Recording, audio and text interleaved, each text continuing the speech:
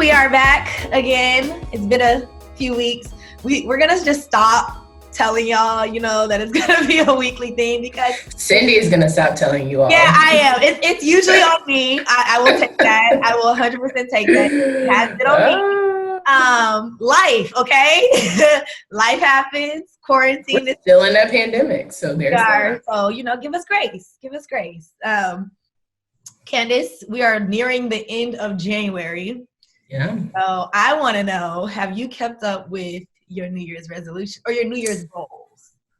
Yeah, absolutely. I'm a Peloton princess now. I've been getting it in the mornings, trying to get right. I think after having COVID, not sure if I told everyone that, but I had COVID. Oh, no.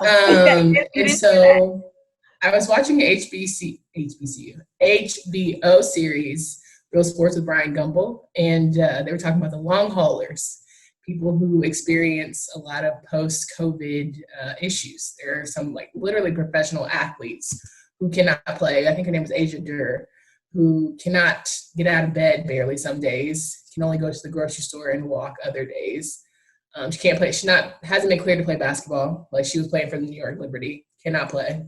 Wow. We had a marathon runner who literally has to walk at 2 miles per hour pace, trying to figure out if she goes too hard. She's like, I just want to go on a jog. Right.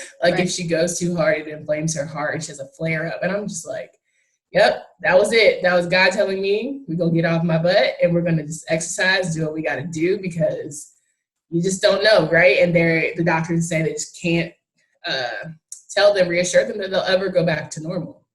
And so I feel like it's a miracle and a blessing that I went back to normal.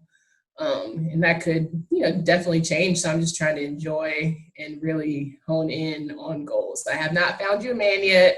I'm still working on that. It's a slow process. I'm trying to find a good one, right? I don't want to just rush in and just give anybody that title of being Cindy's man. So I very much have been vetting some of these guys. There have been applications. I know she laughs, but there have legitimately been people who have shot their shot.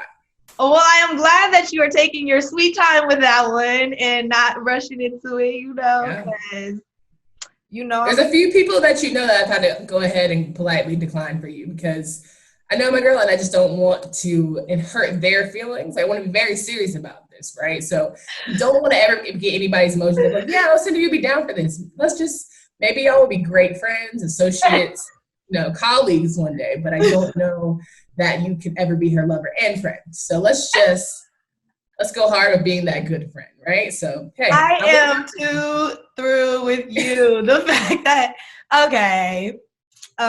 So I have failed already on the working out tip, but I kind of didn't make that a strong and steady goal yet. I told myself February that I was going to start at being more consistent with that. We're going to pray on that one. I have done really good with the book challenge. I'm already on my second book. There you go. Knocked out the first one, Attached. Definitely think you should check it out. If you haven't, I'm going to drop the little picture. You're going to see it somewhere. Definitely read that book. I am telling everybody, single, in a relationship, complicated situation, whatever the case may be, read it. It helps you learn some things about yourself. If you are in a relationship, it helps you learn some things about your partner that could be beneficial to growing a relationship. Since we're talking about finding me a man, I'm working on myself on this side. So, but then the book I'm reading now is Barack Obama's book. It's a good start so far. I'm still early into it, so I can't really, give any thoughts about it yet. I was interested in reading it because I read Michelle Obama's book. So good so far. Well, we'll see how it goes. It's a big book though, so that one's gonna take a little time. So 700 pages. Yeah, and it's definitely kept a lot of people from jumping into it because of that. Because every time when I posted it, everybody's just like, "Man, that thing too long. What else you got to do right now?" I enjoy audiobooks. I also enjoy, that's why I think I never got into Harry Potter because it was too long. I loved Harry Potter books, all of them. My grandma thought it was the devil, so I couldn't read those. I do understand that. A lot of Christian households was not having it at all. And then I feel like everybody grew up and was like, oh, the movies were better. Like, nah, the movies are missing so many details that the books had that it kind of had you like, it was good, but like, where's this? Where's that? You know? So I am trying my hardest to get back into reading. Like, I used to be a huge bookworm. So it's a perfect time to do that. We sit in the house and I'm trying not to watch as much TV, but you know, I still be watching TV. I love a good, and see, I love a good documentary. Oh, I love a good cult series. Like, I've been really into cults this pandemic. I don't know why, but like we've been exploring the whole cult culture. It's just amazing to me how, like, I guess how easy it is to manipulate people. Like, if you have people who are just willing and believing, they will follow anything. So it makes you explore everything in your own life. Right. Like, people talk about Peloton being a cult. Hell, you get into that like exercise culture and you're just like, I gotta work out. You start to feel guilt and shame if you don't. Like, all those different things that you're like, but okay. It's like a balance, right? Like, because it's a healthy cult situation, but it could is there such thing? Is there? But it could get unhealthy though, because like I feel like dedicating yourself to fitness, it is like a little cult culture kind of. You know, some people get out of hand, but I do think like it has drawn some dedication out of people that, you know, at one point wasn't once there. So and there you go. That's a whole point of cults. I think in everything there probably is a bit of like, I see the intention. It might have been pure to start, or it might have been, there are some people who genuinely were trying to make something well, and then somebody took it a whole nother direction. So I'm just telling you what, there's some, what was the one? The Nixium. Oh my God. Nexium. It was like this whole thing that became a sex cult. And he was just hustling people out of like $7,000 to $10,000 a month for these like classes and like making millions of dollars. What were the classes on? Just trying to get better, trying to be a better person. Trying to like, it's like, you know, that everything's about feel good. I'm like, he trying to teach about sex? Like, what's the problem is he started having sex with the women and basically ingraining in them, like, having sex with me gives you that power to be better, like all that kind of stuff. Right? Right? See what I'm saying? So like he had the right thing to like help people get better, but he got selfish and it just downhill from there. So just trying to say, the whole cult thing, it's weird. It's crazy. And I hate when like, when you talk about religion and stuff and people use religion a mark to get people in. Like there was this whole cult about people feeling like they were going like to space to get to heaven. Like they just didn't believe people died. Like you didn't die.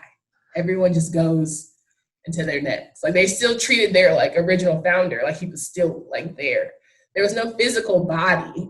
But like everybody in the cult is now like 70, 80 and they don't believe in like death. So it's like what happens when there's nobody to like keep the cult going. So I don't know, it's interesting. Okay, so you done found interesting where people's minds go. Right, you done found a new interest in cult documentaries. Yeah. Okay. Yeah.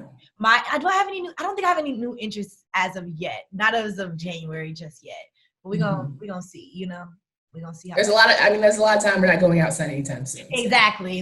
And it's rainy out here our way. I don't know if you're getting snow or whatever, but I'm staying inside for sure. So it's supposed to snow tomorrow, and I don't believe it was 40 degrees today, but you never know. Okay. Well, I wanted to keep the beginning light because we're about to touch on some heavier topics.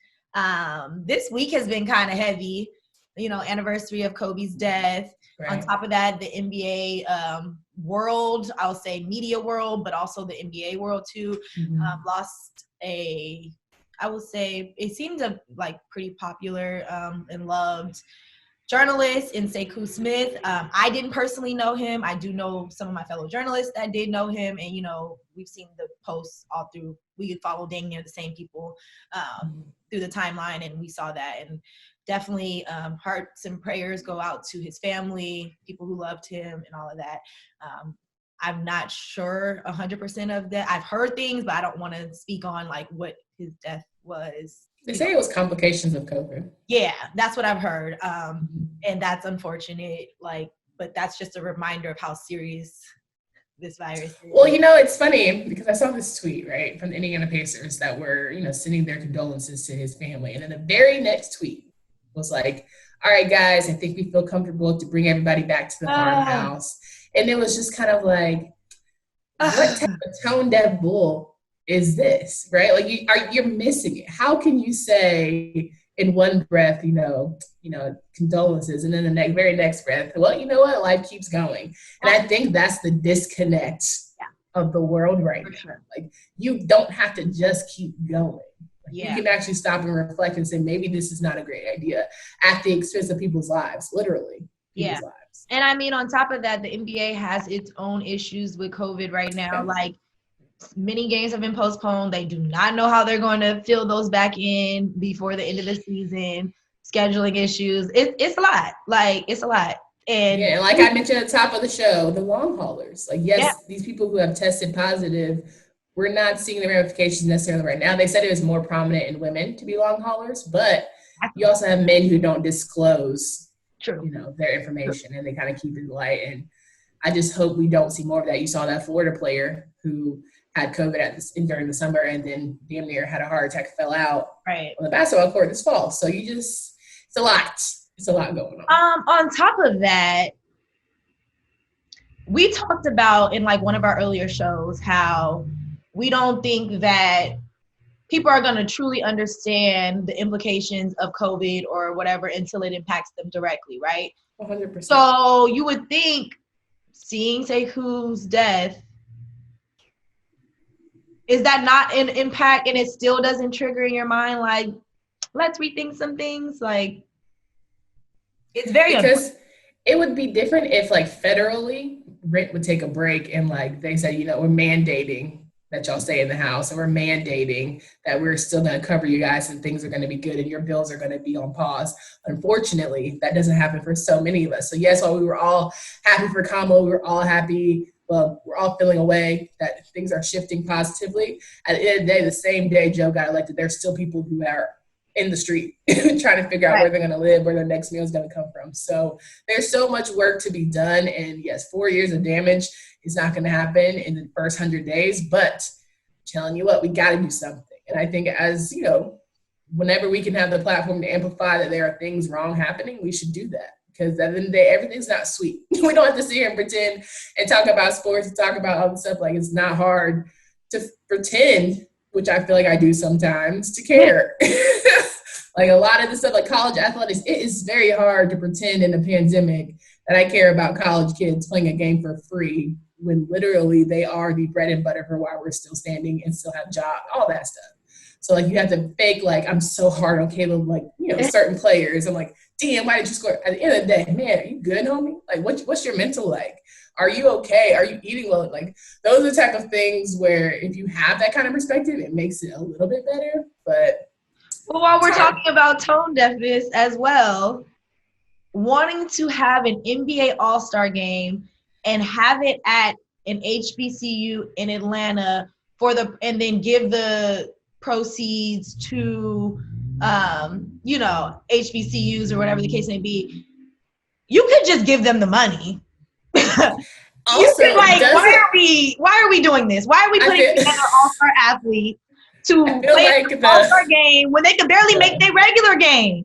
I feel like the Jackie meme where I'm like, you do know Black people are disproportionately getting COVID, right? You do know that HBUs are barely surviving, right? You do know that Atlanta is a hot spot and ICUs are packed at capacity. Atlanta don't close. So you think that, okay, we're going to take it there and then go, because they're the most open state. No, that's more COVID situation. It's only open because people aren't going to get checked as often as they need to, and they're not reporting it. And when they do get it, they sit their ass at home and then get right back outside like nothing ever happened. And Georgia's not requiring them to report. So it's a whole bunch of mess. And I just think at the end of the day, super tone deaf to not step back and recognize. To me, it's like, hey, we're going to get this little thing for Black people out of the way. So when things do open back up, we can go back and do what we want to do.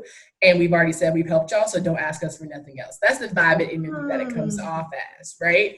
Because in a lot of ways, we saw with the Black squares on Instagram, we saw with a lot of the tone deaf messages that, we knew after summer, they were not going to stay true to. We've seen that in the coaching and the hiring systems of the NFL, right? We've seen how, yes, it's nice in one breath to put up MLK quotes, and then in the next breath, absolutely have an all-white staff from top to bottom. Who are you fooling? Because it's not us. At all. At all. Like, who are you fooling? Lie to your kids and your mama. Don't lie to me. Okay? Like, that's where I'm at with it. Literally.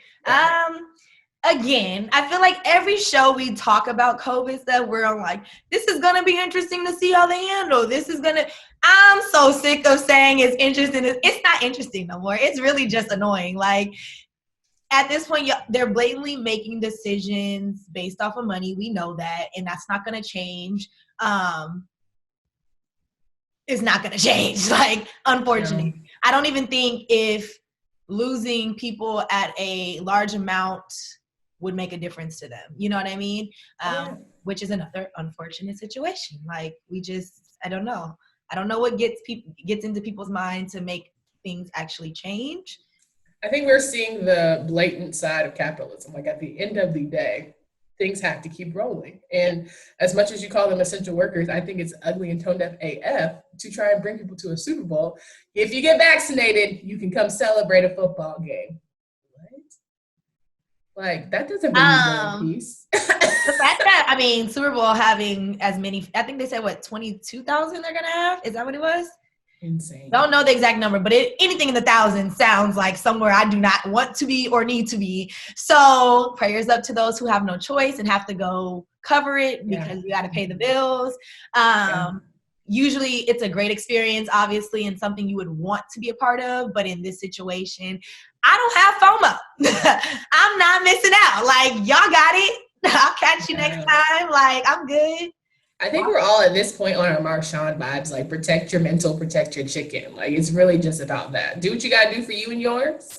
And at the end of the day, that's how we're all going to get by. Get it how you live, because it's really crazy out here. Like, it's a jungle out here. I watch the show Monk with my boyfriend all the time. Like, it's a jungle out here. The theme of the song, whatever. You know what I was trying to say. Yeah. The show's theme song says it's a jungle out here. And it's just amazing to me how people just don't care. And like, I get fascinated by how much people don't care. And they're okay with that. Are you, whenever that time comes, I'm not quite sure exactly the process, because I know right now the people in front are like essential workers and elderly people. Are you going to, when they clear you, to go get vaccinated? See, I truly believe in HIPAA, and based on my lawyer mama, I don't disclose my medical information to the world. I believe everyone has a right to privacy. I don't know where we got off in this world feeling like we have to go ahead and tell you who you believe in. You don't have a right to keep that internal. Like, you didn't mean anything by it. I know, obviously, but I do believe that everyone has a right to just say, you know what, I'm doing what's best for me. I think everyone should get all the information available to them. Please don't let Facebook be your source. Like, please don't let your auntie from back home who had a rash be like, oh my gosh, please. Because honestly, I was on a work call, I swear to you, not. They got on there like, y'all know, hey, Aaron passed away. And as soon 5 minutes into the conversation, she's like, well, you'll know he got the vaccine. Oh, no, they did. I was like, first of all, you have no couth. Like, keep that to you. Like, she lives in Atlanta, so he knows all telecommuting, work and whatever. And I'm just like, you didn't have to say that. Why do you have to be conspiracy theorists? Because at the end of the day, his family's still mourning him. So, like, whether or not it is what it is. So it's just, that's the way the world works at this point. Okay. Well, keep it on dampering. Let's keep on going. I know. Come on, what else you got? You already know. It's a heavy day, girl. It's a heavy day, okay? Or heavy week, whatever you want to say. Okay, hopping over to NFL. We already talked a little bit about the coaches situation. We touched on that in another episode. Eric still don't got a job. Y'all foul. We know this. Shout out to Jennifer King, though, getting hired as a full-time assistant. That's like a little way to lighten up what we're about to hop into. Shout out to Jennifer King. First African-American woman, full-time position in the NFL as a coach on the coaching staff. You go, girl. We see you. Go, girl. Yes. Yes, queen. As we're approaching, we're a little like a month out or whatever, as we're approaching International Women's Day month, all of that good stuff. We'll have to figure out how we're going to honor women in sports and all that good stuff. Right. Well, now, while we're touching on women and the importance of women in sports and listening to women and making sure that you care about women, the NFL is once again dealing with a domestic violence situation.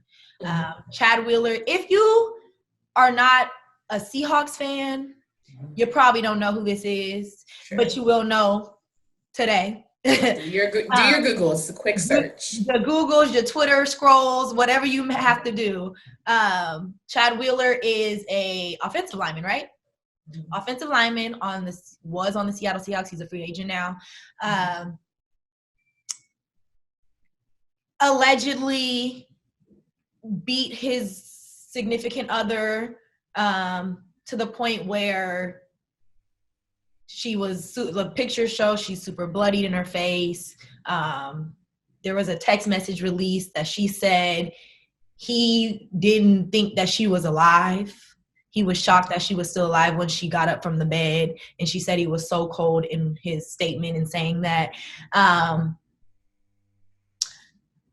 There's so much to unpack here. We kind of discussed a little bit of how we were going to go about this. To start off with, the situation in itself, we want to make sure we send out our condolences and our prayers to the victim. All that she's going through will go through this process of getting justice or whatever the case or whatever she's seeking. But anything more than anything, like that, her mental health and how she deals with the situation is covered, and she's supported and has a support system behind her. Right. Now, we have seen the NFL fail time and time again in how they deal with these situations. In the past, it's been a lot of stuff that seemed like it was snuck under the rug until it came out to the light, and then they had to deal with it. It still stands that the NFL does not, one, have a strong rule to deal with these situations, or a strong stance at that. A lot of times just sending out these formal PSAs or whatever, quick messages, it's not cutting it. So all I have seen so far is a Seahawks PR statement addressing the situation in a very simple, he's not our player anymore. We hope he gets the help he needs, and our condolences are with the victim. The NFL, as far as last time I checked before we started recording, all they had sent out was a retweet of that statement. Now, when Josh Gordon, has been dibbling and dabbling in his substance abuse situation, there is always a quick and hard, fast statement about his suspensions. Okay? What are we waiting on? At least address the situation. If you don't know his involvement, whatever the case may be, you have to wait for police investigation, all of that stuff. Release a statement. Say something. Because at the end of the day, there was still a woman that was beat. Whether he did it or not, there's a woman that was beat in relation to him. So I'm wondering if they should release a statement, period, just to, acknowledge the situation. But I'm wondering if they didn't say his future in the NFL based on his free agency, like whether he'll even have to deal with the NFL or football because he'll be in jail. So I'm wondering if they'll see that, and that's why they're taking their time. Either way, they should say something. We're aware of the situation. We are looking into it. All that PC stuff you say, but that's literally like, give us something here. Give us something. Yeah. I'm glad that I'm sad that it took almost like 48 hours for people, especially who are already hot on the Twitter fingers, like the Adam Schefters, the Tom Pelizzaros of the world. They're like quick to say something about anything that happens with players, especially, usually players of color. It's unfortunate that this man has taken his time to figure out how we're going to address whatever situation. It's horrible. I hate that, mental health has been thrown into the mix, because at the end of the day, mental health is a whole other beast that should be taken very seriously. And if he did have a manic episode or whatever, what have you, we can't necessarily say that that's the cause. And so it sucks that that has to be put in that whole realm of it. But again, if you have mental health issues, I strongly encourage you to get the help, to identify your issues, to get medication. He could have early onset CTE for all we know. Right. Right. But I think that at the end of the day, it's about self-accountability. And to me and personally, I feel like that's not the first time he ever put his hands on her. Like, I just can't, from someone who's like been around situations like that, it doesn't take just one time where you just flip out, right? It's warning signs and triggers. So I'm hoping that he gets his help. It's not even about football anymore. Like, you just need to go get help. For her sake, again, like we said, mental health and all that good stuff. I hate that her picture of her looking bloodied and beaten has been thrown around Twitter first. That's where I've mostly seen it. It's just, to me, we have to learn as media to have some couth a little bit. Maybe just show a picture of her looking beautiful and just all of that good stuff. We don't have to make or highlight one of the worst moments in her life, right, for everyone in the world to see. So just things that I think we could do better by as groups, But I will say, the men advocating for just swift justice, I hope you're always like that. I hope no matter what color the man is, you're always saying, this is dead ass wrong. So if it's someone that looks like you, you're saying, hey, just as wrong, if not worse. Like, let's wait for the facts. Let's never just say wait for the facts with certain groups. Let's always say this is a messed up situation, right? So I think that's where I get bothered, when it's like we can't pick and choose when a victim is worth helping and assisting and advocating for. Like, either you're going to advocate for domestic violence victims or not. And that's fine if you don't, but like, don't be on the fence about that one. Right. You touched on the manic episode situation. He did today. Here's the thing. I first heard of this on Monday. Okay. This is Wednesday today that we're recording. And this is when all the news dropped on, really dropped on Twitter. But I did see Monday that he was arrested for a domestic violence situation. And it wasn't. You think it's because you're West Coast that you heard it? West Coast? It was I want to say a Sports Center post. So, that's worldwide. But my timeline is tailored to NFL, NBA, like sports stuff. And yeah, I am on the West Coast, so Seahawks is on this side. But I did see a Sports Center post saying that he got arrested, right? And that was it. So I'm like, okay, I'm waiting for more details. It's sad because when I first read it, I read it and then went about my business because I'm like, another situation, here we go. And I didn't not to say that I made light of it, is almost as this is too common. You know what I mean? But I was like, okay, I'll wait for more information to see what happened, because I wasn't aware of how bad it was. It could have been a domestic dispute, and just an argument that got a little too heated. We've seen those, and it's not necessarily he put his hands on her, but he may have scared her or something, so I don't know. I didn't know what it was.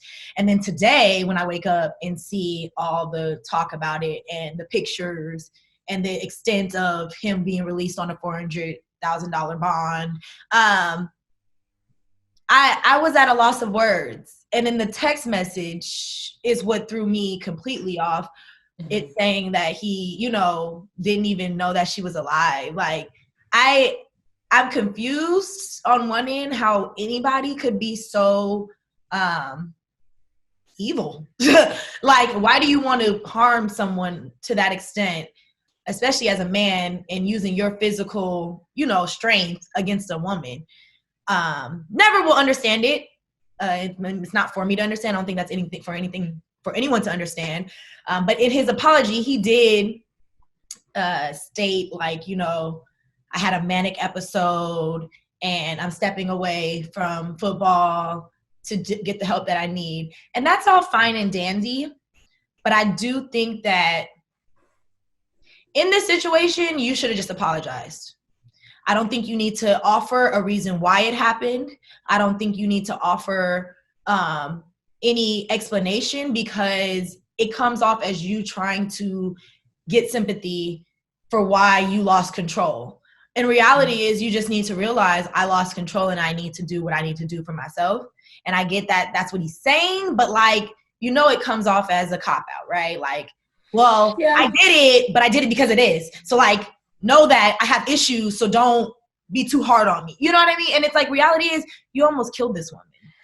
Yeah. And I think at the end of the day, we don't know the correlation between manic episodes and physical violence. So that's what makes it difficult, because it automatically, people are going to equate like, oh, manic episode, that means he just was out of his mind. So it means there's reason for and why and justification for putting his hands on somebody.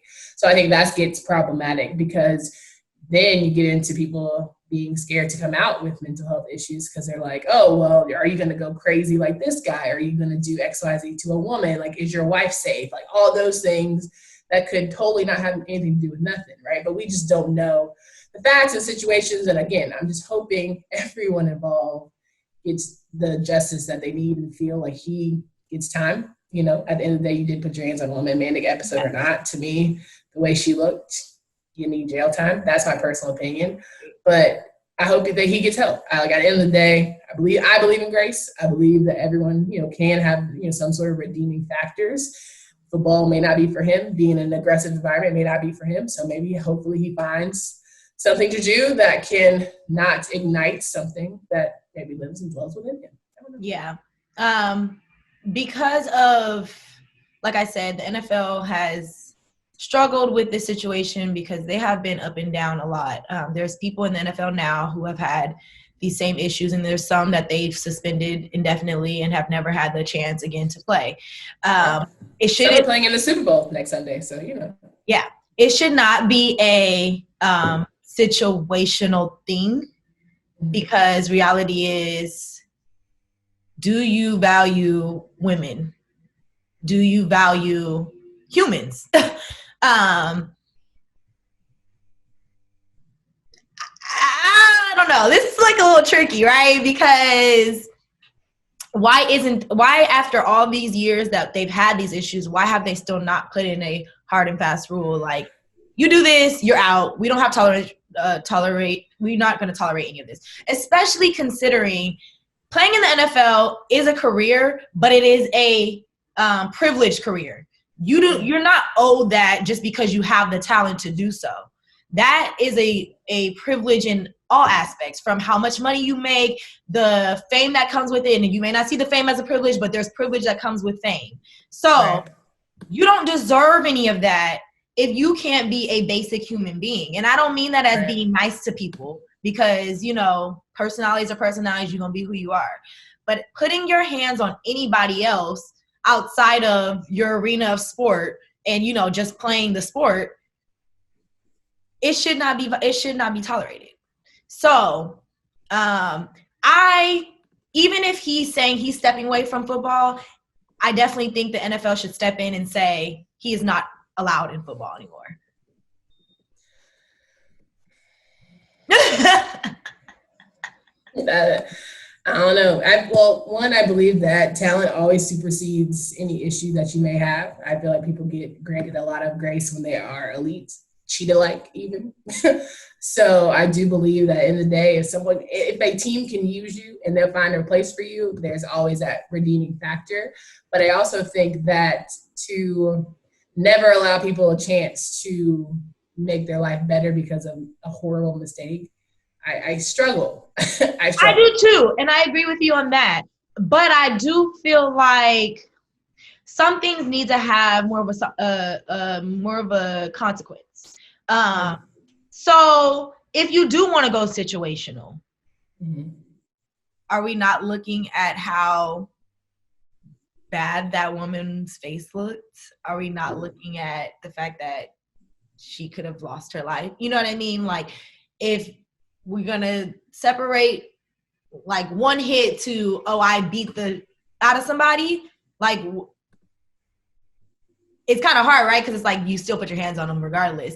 But if we want to go situational, I definitely think this person has gone far enough to where you can redeem yourself in other ways, but you got to find another career now.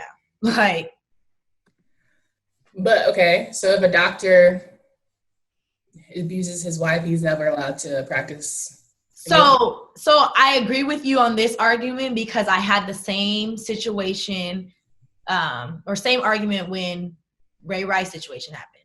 And I had that argument for multiple reasons. One of those was being that the NFL was going to turn the blind eye to it before that video released. And then it got released and it was like, oh shoot, we have to do something because look at here, like we have no choice. We can't go let this go unanswered. But I felt like that was unfair because one, whatever goes on in the police situation of it all, that should have been one of the determining factors of the situation.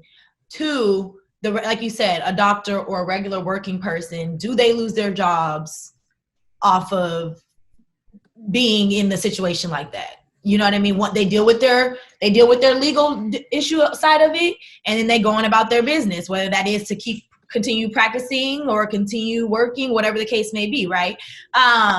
Another issue with that is, though, again, playing in the NFL is a privileged career. You don't think so? I think they work for it and they earn their right. I do. I'm not saying that they don't work for it and that they don't, and that the talent doesn't matter. I'm not saying none of that. I'm saying, though, it is still a privileged situation because it's in the public eye. Anything in the public eye, people want to call for it to be taken away. I mean, there's still politicians that might be a mayor and end up having to be a city councilman because of their situation, but they're still helping and doing good because of their. So like, there can be tiers. There can be be a player who always has to play second now or third string, whatever.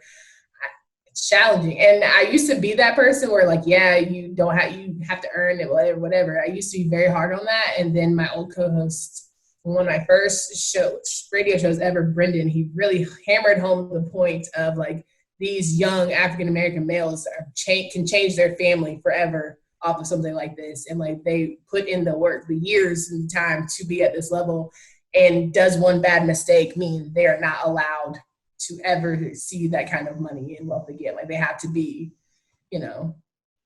So then what is the proper, like, is there a proper, like, is there to say that you genuinely have to donate your game checks to a domestic violence awareness cause? Like there should be a tier of the NFL. Like, yes, they do have those initiatives in place, but are they actually doing things with them?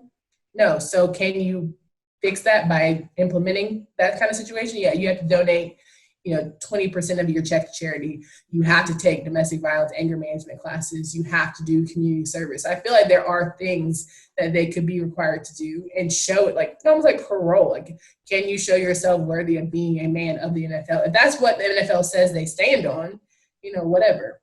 But I think there has to be something. I'm not mad at that because it is something that is one in helping others, but then also helping the person to grow and move forward. I am not an unforgiving person. I'm probably one of the most forgiving people that I know. Like I can get over things, not necessarily overthink, but like I can forgive people for things and understand like, a mistake does not make who you are as a person. But I do think that there should be steeper consequences than what are currently in place. Oh yeah, for sure. But I think also when you step back and maybe listen to women's stories who are affected by this, right? If you have to, listen and you have to have open conversations and talk about why you are the way you are, all of that good stuff. If you have to do the mental and, emotional work, maybe there is redemptive qualities in you. If you genuinely want to change. Now, if you don't, if you're a repeat offender, if that's just, who you say you are and what you're about, then yeah, I think there definitely needs to be a tier system of like, once is we can work with, two, all right, then nice. I would say two out, but again, I'm not trying to be too harsh. But okay. So again, we'll keep watching to see how that develops and see what stance the NFL takes on the situation.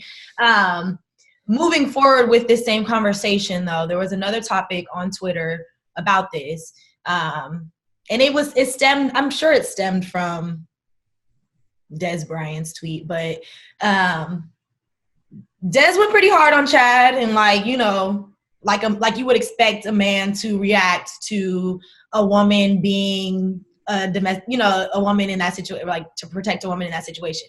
But people were quick to remind us he did not keep that same energy just last week when he was praising Tory Lanez on Twitter, and it went back to the discussion of Are you keeping that same energy for all women, or is it just because this is a white man and you want to make sure that he's getting as much negative media coverage that a black man would receive? So you're only doing it because he's a white man and you don't really care about the part of the woman in the situation. Well, truthfully, let's be clear, very real out here. When you saw Chad Wheeler, I know you didn't first assume that the girlfriend, when you just saw that Sports Center pic, I know you didn't automatically go, his girlfrind is black. I did not at all. I would never. When I saw it on Monday, I automatically assumed it was a white girl. I'm not even gonna hold you. And that's not necessarily a judgment, or it's just like naturally the type of white guy you see, you just expected it to be another white woman. He looked like a corn-fed white man, and I was like, okay, Blondie, got taken to work, and that's that. So I was shocked when Aaliyah spelled it very like how we would spell it, right? I was just like, I wasn't expecting her to look like that at all. So yes, it ramped up my frustration a little bit off of just the strength of me. Sure. But at the end of the day, there's people who want to be loud just to be loud without actually saying something worth a damn, right? We saw the movie American Gangster. The loudest man in the room probably has nothing to say, or he probably is, not the smartest, right? I think someone who has had their own domestic issues probably should sit this one out. If you've hit your own mother, you should probably sit this one out. If you go hard for a man when you literally don't know the facts, you should probably sit this one out. You were going hard for Tory Lanez when it came to find out that the sources say the trial just got moved. It had nothing to do with the case being dropped. And I'm just like, you were so loud and ignorant for no reason. And yet here you are again, being loud and ignorant for no reason. And yet you were so preaching and crying to get back in this league that doesn't have upstanding men, apparently. Like, what are you preaching to get back in here for? Right? Like, what are you saying that you want to be around this culture for if you think the NFL perpetuates this kind of lifestyle? So my one issue that I have with the whole thing overall, and I say that as for the women who are calling these men out that didn't have that same energy, is now the time for that. Is now the proper time to point out how, well, you didn't support so-and-so, make sure you keep that same energy in the future for so-and-so. Like, right now, the only thing that matters is the victim, like what she's going. Yeah, I think it depends on the man, right? I think it depends on the person who is yelling the loudest, who also has his hands dirty in this kind of situation, right? If you are an abuser or an accused abuser, like, you probably shouldn't be the one screaming from the mountaintops to make sure that justice is served. Because to me, I feel like there's very little rehabilitation in your own situation, right? So for you to be so adamant, clearly by your tweets, I feel like you haven't learned much from your own vices. Like, I don't think you should be the one. And I feel like it's okay for women to say, hey, literally a couple of days ago, you were very much against a Black woman. So it makes no sense. Celebrity or not, Meg is still a woman, right? So you can't just, I think it's okay to say, hey, you can't pick and choose. I get frustrated with contrarian Twitter where it's like someone always has a problem with something. Someone always has an issue with something. Like, we can't be happy for Kamala because, okay. Like, damn, all right. I do get the whole people who are like, not right now. We need to focus on this one moment. I do get that because every other day, you don't even get to have a moment of just feeling any emotion before somebody's already telling you your emotion is freaking wrong. Right. So, yeah. And that's more so what I was touching on. I'm not saying that the statement is wrong about keep that same energy, because yes, keep that same energy for all, like you said, for all victims. But yeah, that's more so what I was, it's like a time and place for things. And I feel like the breath of it, like the breath of what happened just came out. And in that same moment, you want to push, so I do think like there needs to be some sympathy in the situation. It's better judgment and better timing. And I think at the end of the day, people are just, Twitter's a space where everyone can just say anything they want. So hopefully she gets the opportunity to share her side, whether it's in the courts or what have you, make a statement. I just hope that Aaliyah gets her justice and we can truly work on her, because she's not the first. She's not going to be the last, unfortunately. So how can we, especially as Black women, try and, change this ecosystem where we feel like we can't, speak up on issues for all Black women who are very much abused. We don't get talked about enough, but we go through a lot. All right, Candace. Well, I feel like we have had a mouthful today. Yeah, it's a heavy episode. But Yeah, well, sometimes you gotta talk about the heavy stuff. right. You got to just get it out there because it's what's happening. We'll come back with some fun stuff.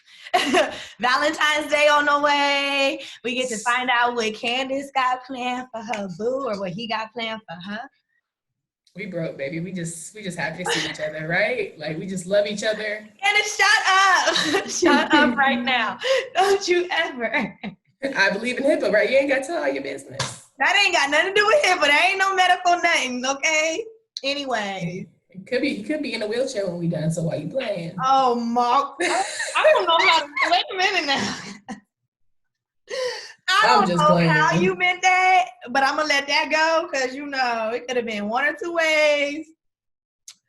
Needless to say, I feel like I want to do an episode where we, like, throw some ideas out there for people who are, like, trying to come up with something. I'm saying the Bachelorette Cindy style. That's what we're going to do for Valentine's Day episode. That's what we're not going to do, okay? I'm literally going to bring on 3 contestants. I didn't agree to this. One at a time. So it's like they have to stay in the waiting room.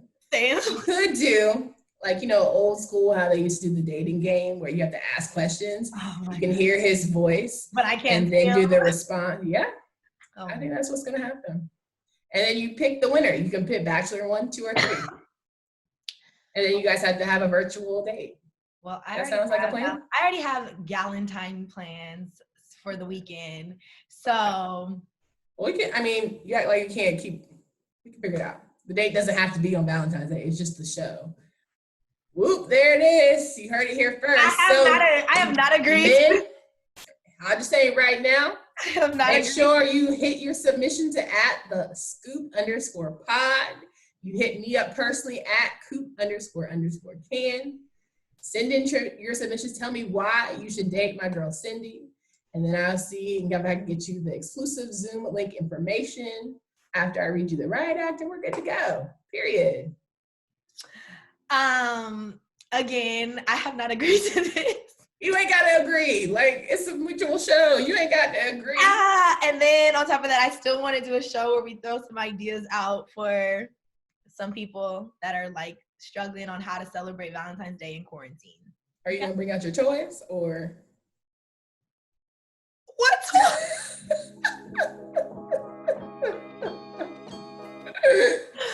Y'all, on that note, we are out of here. Y'all have a good day.